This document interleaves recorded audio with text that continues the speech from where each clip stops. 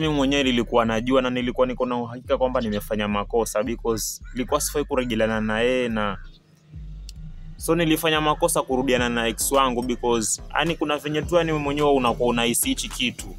Unajua huyu mtu anataka kunirejelea lakini anakuja na nia zenye hata si nzuri. Unaona, like niko karibu na barabara ndio maana kuna makelele hivyo, lakini tanisamee. But the message ni hiyo, like nishai ku experience kitu, and I'm pretty sure kuna wanaume wengi wenye wanakuwa wanapitia hii kitu. Unapata kuna ondoka kwa maisha yako alafu anajaribu tena kujiregesha kwa maisha yako kwa sababu pengine ameona umeanza kukunawira ama umeanza kukua vizuri, umeanza kushika pesa vizuri.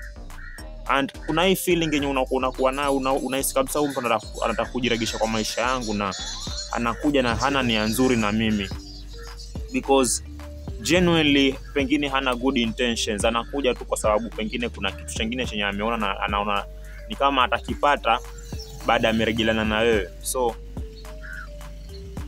nilikuwa nafaru nifuate instincts kwa sababu instincts zinakuwa zinakwambia, survival instincts zinakwambia kama kitu ni kibaya, kama ni ile kama tu vile umefika mahali alafu upate kuna hatari, kuna venye tu mwili wako unahisi tu hii si kitu, yani ni kama hapa tu kuna kitu kibaya, ndio hivyo venye unakuwa unahisi.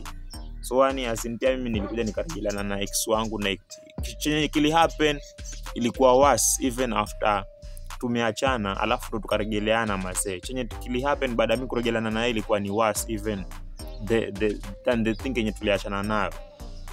So kwa wakati mwingine unataka tu uamini venye guts zako ama venye tu instincts zako venye zinakuambia. Kama moyo wako hautaki kitu, fara tu venye tu moyo wako unakwambia. Kama kitu unahisi kabisa ni kibaya, usikifanye because it will turn out a bad it will turn into a bad situation than you think.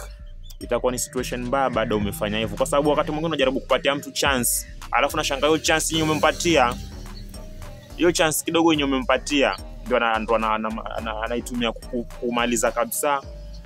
Umejaribu kujenga kitu alafu anakuja na kiharibu kabisa. So ilikuwa ni makosa mimi kurudiana na huyu mtu wangu, and of course nimelearn. So hiyo ni experience yenye najua hata next time nitakuja kuitumia vizuri. Like hakuna mtu mwingine mwenye atakuja kwa maisha yangu alafu ajaribu tena tuachane naye alafu ajaribu kujiregesha tena, because najua venye nitahandle hiyo issue. Na najua wanaume wengi wanakuwa wanapitia this type of thing.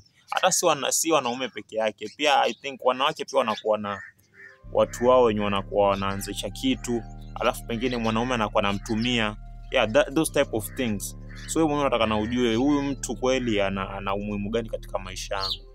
Unaona? Ana umuhimu gani katika maisha yangu. So hiyo ndio ni topic ya leo. I feel like mimi siku hizi nakuwa nafanya random topics kila wakati, but that's the topic of today. I felt niko na kitu yenye naweza share na nyinyi. So have a good time. Hiyo ndio ilikuwa ni topic ya leo nilikuwa nataka kuongelelea.